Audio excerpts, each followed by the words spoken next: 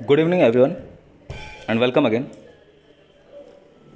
Next हम 6012 717 जो हमारी एक्स्ट्रा एज सीरीज का लास्ट सेक्शन है उसे हम करते हैं। तो 601 हमारे पास प्रश्न है, मानव के वृक्क होते हैं प्रोनेफ्रिक, मेटानेफ्रिक, मेसोनेफ्रिक सभी प्रकार के, तो आपका आंसर हो जाएगा मेटानेफ्रिक। आगे क्वेश्चन नंबर 602 की बात करते हैं। परानिस्पंदन कहाँ होता है? अल्ट्रा फिल्ट्रेशन की हम बात करें, केशिका गुच्छ में, बोमेन संपुट में, मूत्राशय में, रुधिर वाहिनी में, तो बिल्कुल आपका आंसर हो जाएगा ग्लोमेरुलस या केशिका गुच्छ में पाया जाता है अल्ट्रा फिल्ट्रेशन। ग्लोमेरुलर निस्पंदन में होता है जल, अमोनिया, रुधिराणु का मिश्रण, रुधिराणु एवं प्लाज्मा प्रोटीन रहित रुधिर, रुधिराणु रहित रुधिर या मूत्र, तो बिल्कुल आपका आंसर हो जाएगा टॉयलेट। ग्लोमेरुलस में रुधिर लाने वाली वाहिनी क्या कहलाती है? अपवाही धमनिका, वृक्कीय धमनिका, अभिवाही धमनिका या वृक्कीय शिरा, तो बिल्कुल अभिवाही धमनिका आपका आंसर यहाँ पर हो जाएगा। तंत्रिका, तंत्र की इकाई क्या कहलाती है? नेफ्रॉन, न्यूरॉन, मस्तिष्क, स्पाइनल कॉर्ड, तो न्यूरॉन कहलाती है। मनुष्य के मस्तिष्क में ताप नियंत्रक केंद्र कहाँ होता है? पीयूष ग्रंथि में, डायनसेफेलॉन में, हाइपोथैलेमस में, या इनमें से कोई नहीं, तो बिल्कुल आपका आंसर हो जाएगा हाइपोथैलेमस, और यहीं पे प्यास और भूख का केंद्र भी पाया जाता है।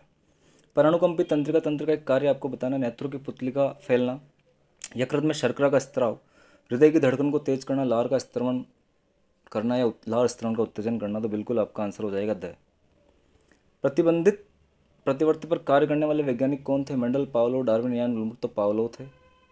कपाल तंत्रिकाओं की संख्या मनुष्य में कितनी होती है? 10 जोड़ी, 10, 12 जोड़ी या 12, तो 12 जोड़ी होती है।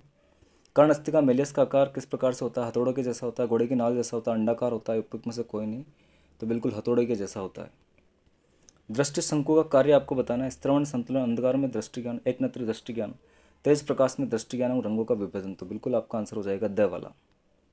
निकट दृष्टि दोष में व्यक्ति को पास की वस्तुओं को आसानी से नहीं देख पाता है, वो दूर की वस्तुओं को आसानी से नहीं देख पाता है, एक नेत्र दृष्टि नहीं बना पाता है, उपयुक्त में से कोई नहीं, तो निकट दृष्टि दोष में दूर की वस्तुओं को वो आसानी से नहीं देख पाता है। अंतःकरण में संतुलन स्थापित करने वाला भाग है इनका सेकुलस, सेकुलस, यूट्रिकुलस, अर्धवृत्ताकार नलिकाएं, कोर्टिकन, तो सेकुलस, यूट्रिकुलस, अर्धवृत्ताकार नलिकाएं। ग्राफियन पुटिकाएं कहाँ पाई जाती है? मनुष्य के थायराइड में, मनुष्य के प्रोस्टेट में, स्त्री के अंडाशय में, और पुरुष के वृषण में, तो स्त्री के अंडाशय में पाई जाती है। मैथुन क्रिया के समय योनि को चिकना बनाने हेतु एक क्षारीय द्रव्य का स्त्रवण करने वाली ग्रंथि का नाम क्या है? Prostate gland, rectal gland, Cowper gland या पेरिनियल ग्लैंड, तो आपका आंसर हो जाएगा काउपर ग्लैंड। स्त्रियों में रज चक्र औसत कितने दिनों पश्चात होता है? 14, 20, 32, 28, तो बिल्कुल 28 दिन का होता है। अंतःस्त्रावी ग्रंथियों के स्त्राव को हम क्या बोलेंगे? फिरोमोन, एंजाइम, हार्मोन, म्यूकस, तो हार्मोन कहेंगे। अंतःस्त्रावी विज्ञान का जनक किसे कहा जाता है? क्लॉडे बर्नार्ड को, थॉमस एडिसन को, बेलिस वेस्टरलिंग को, बेंटिंग व बेस्ट को, थॉमस एडिसन को कहा जाएगा। अंतःस्त्रावी जो ग्रंथियां हैं वो नलिका युक्त ग्रंथियां होती है, क्षारीय ग्रंथियां होती है, अम्लीय ग्रंथियां होती है, नलिका रहित होती है, तो नलिका रहित आपका आंसर हो जाएगा। किस हार्मोन के अल्पस्त्रवण के कारण मूत्रलता उत्पन्न होती है? अति मूत्रलता। थायरोक्सिन, वेसोप्रेसिन, ऑक्सीटोसिन, कैल्सिटोनिन, तो वेसोप्रेसिन जिसे हम एंटी डायूरेटिक हार्मोन के नाम से भी जानते हैं, एडीएच के नाम से भी जानते हैं। कैल्शियम व फास्फोरस उपापचय का नियंत्रण करने वाला हार्मोन कहाँ से स्रावित होता है? अग्नाशय से, थाइमस से, थायराइड ग्लैंड से, पैराथायराइड से, तो पैराथायराइड से स्रावित होता है। लैंगरेंस की दीपिकाओं की अल्फा कोशिकाओं द्वारा स्रावित हार्मोन है, तो आपको बताना है इंसुलिन, ग्लूकेगोन, मेलेटोनिन, सोमेटोनिन, तो अल्फा कोशिकाओं के द्वारा ग्लूकेगोन सिक्रेट होगा और बीटा कोशिकाओं के द्वारा आपका इंसुलिन सिक्रेट होता है। संकटकालीन परिस्थितियों में मनुष्य को लड़ने एवं डरने एवं पलायन को प्रेरित करने वाली ग्रंथि कौन सी है? तो संकटकालीन इमरजेंसी कंडीशन में हम जानते ही हैं, डायरेक्ट आप आंसर लगा सकते हैं, एड्रिनल ग्लैंड, तो बिल्कुल जिसे हम अधिवृक्क ग्रंथि कहेंगे। कार्पस लुटियम से निकलने वाले हार्मोन का क्या नाम है? तो कार्पस लुटियम से निकलने वाला आपका हार्मोन हो जाएगा एंड्रोजन, प्रोजेस्टेरोन, एस्ट्रोजन, टेस्टोस्टेरोन, तो प्रोजेस्टेरोन, जिसे प्रेगनेंसी मेंटेनिंग हार्मोन भी हम कहेंगे। आयोडीन की कमी से होने वाला रोग कौन सा है? तो आयोडाइज साल्ट खाने की डॉक्टर सलाह देता है, उसका कारण यही है कि इससे कमी से गलमोर्न या गोइटर रोग हो जाता है, जिसमें गला सूज कर लटक जाता है। आयोडीन हमारे शरीर में थायरोक्सिन हार्मोन बनाने के लिए जिम्मेदार है। एंड्रोजन हार्मोन किससे स्रावित होता है? अंडाशय, पीयूष, थायराइड, वृषण, तो वृषण से स्रावित होता है। मेल एंड्रोजन टेस्टोस्टेरोन होता है। जंतु का बाह्य कंकाल है करोटी, पसलियाँ, नखर, उरोस्ते, तो नखर, नाखून जो है बाह्य कंकाल में आ जाएंगे।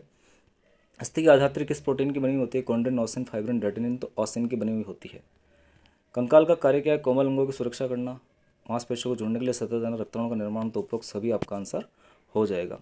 पक्षमाप के आगे पीछे दोलन गति का कारण है सूक्ष्म तंतुओं, सूक्ष्म नलिकाओं का विसर्पण, सूक्ष्म तंतुओं का संकुचन, कोशिका भित्ति का दीर्घीकरण, स्थिति में परिवर्तन, तो सूक्ष्म तंतुओं का संकुचन आपका आंसर हो जाएगा। तंतु विसर्पण सिद्धांत के अनुसार पेशी संकुचन के समय पेशी की लंबाई कम करने के लिए गति करने वाला कण कौन सा है? Collagen, actin, myosin, title. तो बिल्कुल एक्टिन आपका आंसर हो जाएगा। कोहनी की संधि का एक प्रकार है अचल, कब्जा, दृढ़ या दुराग्र। तो कब्जा संधि कोहनी की संधि का प्रकार है। संकुचन प्रोटीन कौन सी? ट्रोपोनिन, मायोसिन, ट्रोपोमायोसिन, उपरोक्त सभी। तो मायोसिन आपका आंसर हो जाएगा। मानव के पश्चपाद में अस्थियों की संख्या कितनी होती है? 14, 24, 26, 30। तो 30 आपका आंसर हो जाएगा। पेशियों का अनॉक्सिस संकुचन किसके संचयन के कारण पीड़ादायक होता है? कैल्शियम आयन, मायोसिन, लैक्टिक अम्ल या क्रिएटिन फॉस्फेट। तो जो पेशियों का अनॉक्सिस संकुचन है वो लैक्टिक एसिड की वजह से पीड़ादायक होता है। हमारे जो मसल्स है उसमें लैक्टिक एसिड का जमा हो जाता है जिसकी वजह से दर्द होता है।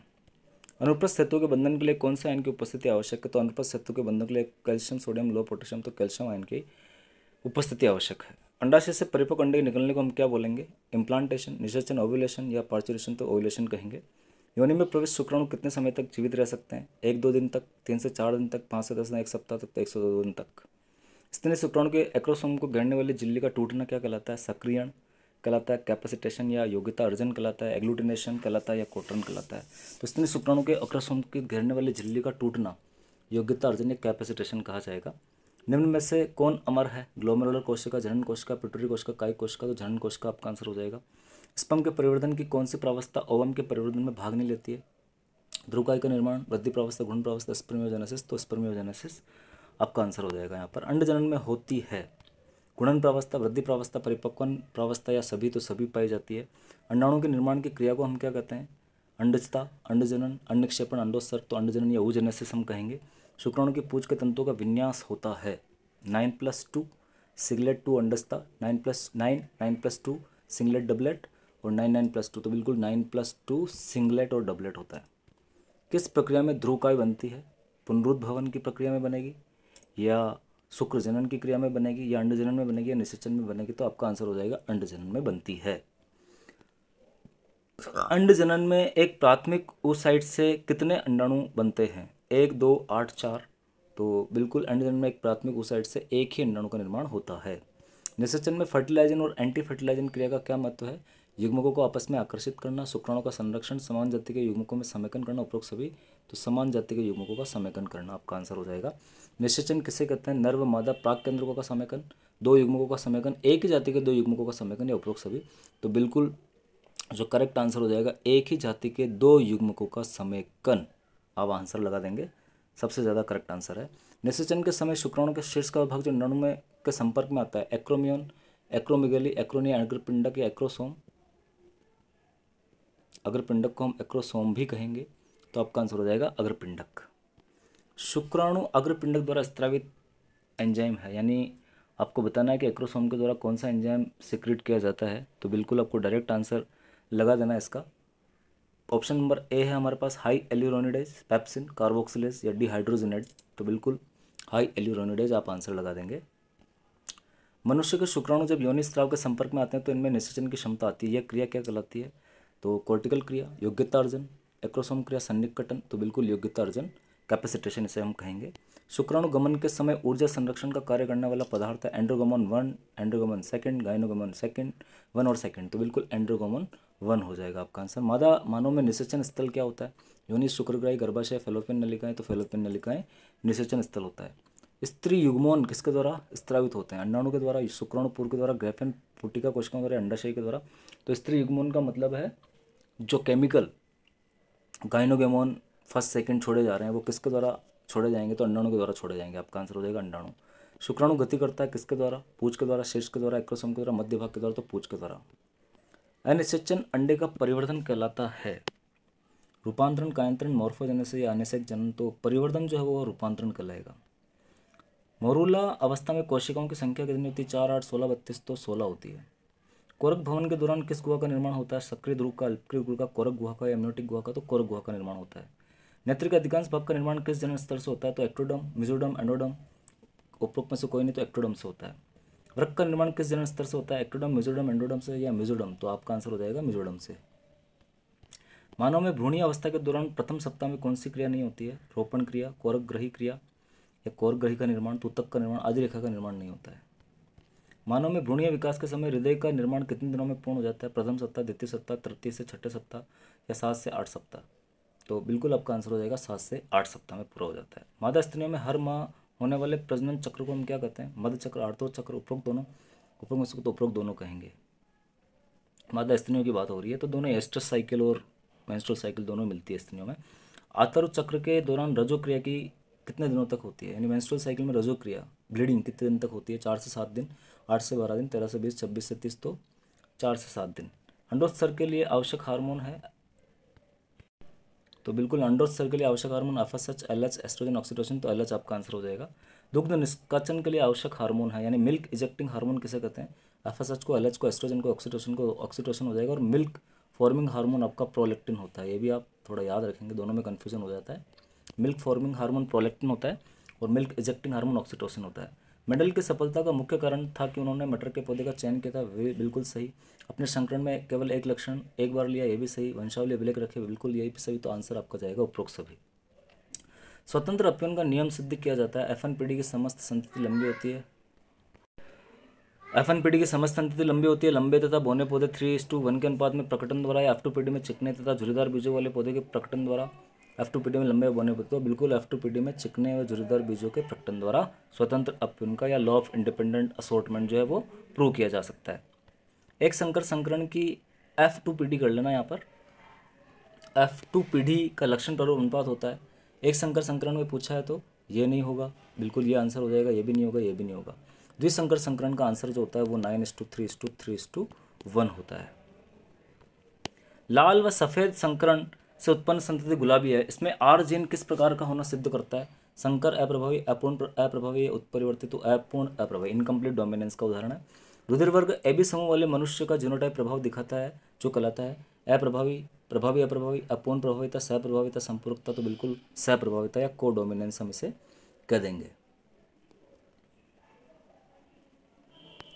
नेक्स्ट, घातक जीन में जीन प्ररूप का अनुपात क्या होता है? 1:2:1, 3:1, 2:1, 9:3:3:1, तो 2:1 हो जाएगा आपका आंसर। मनुष्य में आलिंग गुणसूत्रों की संख्या कितनी होती है? 42, 44, 46, 48, 44 होती है। निम्नलिखित में से कौन सी बीमारी आलिंग गुणसूत्रों की संख्या में परिवर्तन आने से होती है? तो बिल्कुल Turner syndrome, Klinefelter syndrome, triple female down syndrome. तो आलिंग गुणसूत्रों की संख्या में परिवर्तन आने से कौन सी बीमारी आपकी हो जाएगी? इस क्वेश्चन को थोड़ा हम चेंज कर लेते हैं। निम्नलिखित में से कौन सी बीमारी आलिंग गुणसूत्रों की संख्या में परिवर्तन आने से होती है? तो यहाँ पर आलिंग गुणसूत्रों की जगह आप कर लीजिए ट्राइसोमी 21 की वजह से होती है। ट्राइसोमी 21, तो ट्राइसोमी 21 की वजह से होने वाली जो बीमारी है वो Turner syndrome, Klinefelter syndrome, triple female down syndrome, तो बिल्कुल आपका आंसर जाएगा डाउन सिंड्रोम, ट्राइसोमी 21 की वजह से होती है। क्वेश्चन थोड़ा चेंज कर लेना। सामान्य स्त्री एवं वर्णांध पिता की संतान होगी, सभी बच्चे सामान्य दृष्टि वाले एवं वाहक कोई नहीं। लड़के वर्णांध किंतु लड़कियां सामान्य, लड़कियां वाहक किंतु लड़के सामान्य, सभी बच्चे वर्णांध।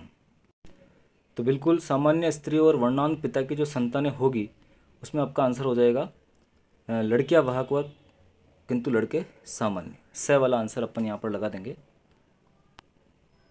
और अगर हम इसको करके भी देखें तो सामान्य स्त्री एक्स एक्स और वर्णांध पिता एक्स, ये वर्णांध की जीन यहाँ पर होगी और इनकी जो संततियाँ होगी एक्स एक्स, बिल्कुल एक्स एक्स।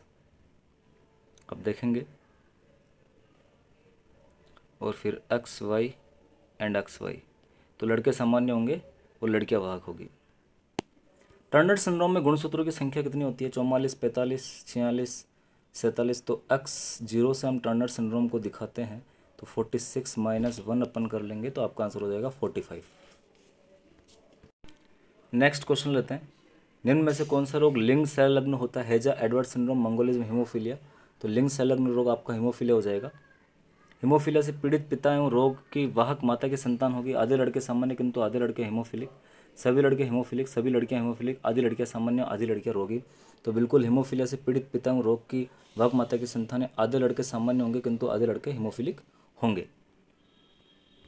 आगे नेक्स्ट क्वेश्चन लेते हैं 6, 7, 9।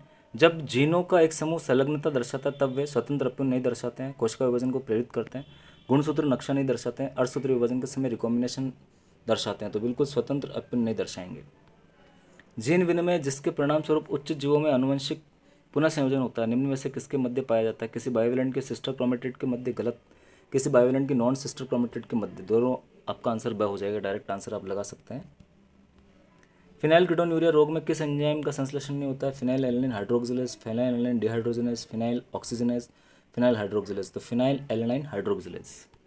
सिकल सेल एनीमिया होता है ऑटोसोमी जीन में उत्परिवर्तन के कारण, लिंग गुणसूत्र में अधिकता के कारण, लिंग गुणसूत्र में न्यूनता के कारण, उपरोक्त कोई नहीं तो ऑटोसोमी जीन में उत्परिवर्तन के कारण। जीनोम है अगुणित गुणसूत्र समुच्चय पर कुल जीनों की संख्या, अगुणित गुणसूत्र पर कुल गुणसूत्रों की संख्या, द्विगुणित गुणसूत्र समुच्चय पर कुल गुणसूत्रों की संख्या, युग्मनज के गुणसूत्र पर कुल जीन। तो बिल्कुल अगुणित गुणसूत्रों पर समुच्चय पर कुल जीनों की संख्या। मनुष्य में पाए जाने वाले न्यूक्लियोटाइड के युग्मों का संख्या का कम लगभग है, या मनुष्य में पाए जाने वाली न्यूक्लियोटाइड की संख्या कितनी है युग्मों में? 3 लाख, 30 लाख, 3 करोड़। तो 3 बिलियन होती है। बिल्कुल आपका आंसर 3 बिलियन चला जाएगा।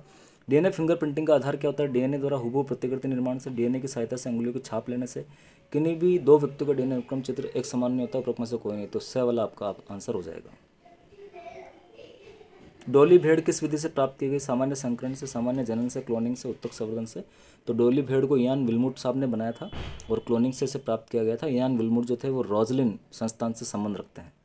उत्परिवर्तन किसे कहते हैं? कोशिका के आनुवंशिक पदार्थ में अस्थायी परिवर्तन को कोशिका के आनुवंशिक पदार्थ के स्थायी व वंशागत परिवर्तन को हम उत्परिवर्तन कहेंगे। तो वह आपका आंसर हो जाएगा। उत्परिवर्तन की क्रिया में जब एडेनिन का प्रतिस्थापन ग्वानिन के द्वारा हो जाता है, यानी जो एडेनिन है वो ग्वानिन से प्रतिस्थापित हो रहा है ना, तब ये क्रिया क्या कहलाएगी? तो हमें पता है जो पायरामिडिन्स होते हैं वो CTU होते हैं और जो प्यूरिन्स होते हैं वो A और G होते हैं, यानी प्यूरिन के द्वारा ही प्रतिस्थापन हो रहा है। तो उसे हम फ्रेम शिफ्ट म्यूटेशन कहेंगे, अनुलेखन कहेंगे, ट्रांजिशन कहेंगे या ट्रांसवर्जन कहेंगे। तो ट्रांजिशन हम उसे कह देंगे। अनुवंशिक कूट में क्या पाए जाते हैं? 3 क्षारक व 64 कोडोन। बिल्कुल डायरेक्ट आप आंसर लगा सकते हैं। बहुगुणिता कृत्रिम रूप से पैदा की जा सकती है, कोल्चिसिन द्वारा, एक्सकिरणों द्वारा, गामा किरणों के द्वारा। तो कोल्चिसिन के द्वारा। मानव शरीर में प्रतिरक्षी तंत्र में कौन सी कोशिका मध्यवर्ती प्रतिरक्षी अनुक्रिया के लिए उत्तरदायी है, यानी CMI के लिए? तो CMI के लिए आपका डायरेक्ट आंसर जाना चाहिए टी लेसिक अणु। प्रतिरक्षी अणु होते हैं शर्करा से बने हुए, एरोमेटिक, न्यूक्लिक अम्ल या प्रोटीन से बने हुए। तो प्रोटीन से बने हुए होते हैं। एलर्जी अनुक्रिया में कौन से एंटीबॉडी अपना योगदान देगी एलर्जी के लिए? तो बिल्कुल एलर्जी के लिए IgG नहीं होगी, IgA नहीं होगी, IgE आपका आंसर हो जाएगा और IgM भी नहीं होगा। तो आपका आंसर जाएगा नंबर C।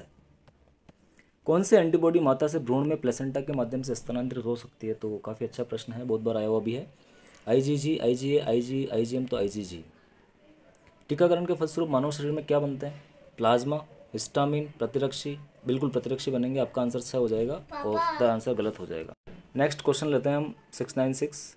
निम्नलिखित में से किस रोग में उंगलियों में विकृतियाँ उत्पन्न हो जाएगी? टिटनस में, कुष्ठ रोग में, क्षय रोग में, न्यूमोनिया में। तो बिल्कुल आपका आंसर हो जाएगा कुष्ठ रोग में। एड्स रोग निम्नलिखित में से किस प्रकार के विषाणु से उत्पन्न होता है? पोलियो विषाणु, HIV, रेबीज, चेचक। तो HIV से। कालाजार रोग उत्पन्न होता है एंटमीबा हिस्टोलाइटिका से नहीं, लीशमैनिया डोनोवानी से। बिल्कुल सही। ट्रिपिनोसोमा से अफ्रीकन निद्रा रोग होता है और प्लाज्मोडियम से आपका मलेरिया होता है। तो आपका आंसर जाएगा ब। मलेरिया किस मच्छर के काटने से होता है? मादा एनोफ्लिज मॉस्किटो के काटने से होता है। डायरेक्ट आप आंसर लगा सकते हैं। क्यूलेक्स मॉस्किटो से एलिफेंटियासिस होता है। गिनी वर्म रोग होता है ड्रैगन कुलस से, एस्करिस से, एंट्रोबियस से, टीनिया से। तो ड्रैगन कुलस को गिनी वर्म बोलते हैं। किस रोग में प्रारंभिक अवस्था में पता लगने पर इलाज संभव है? तो बिल्कुल बिनाइन ट्यूमर में हम कैंसर का इलाज कर सकते हैं। तो आपका आंसर कैंसर जाएगा। निम्नलिखित में से कौन सा रोग आनुवंशिक है? दाब कोशिका रक्ता, हिमोफिलिया, वर्णन। तो उपरोक्त सभी। तो उपरोक्त सभी आपका आंसर जाएगा। दाब कोशिका रक्ता मतलब सिकल सेल एनीमिया। कुक्कुट पालन हेतु प्रयुक्त कौन सी प्रजाति देसी नस्ल की है?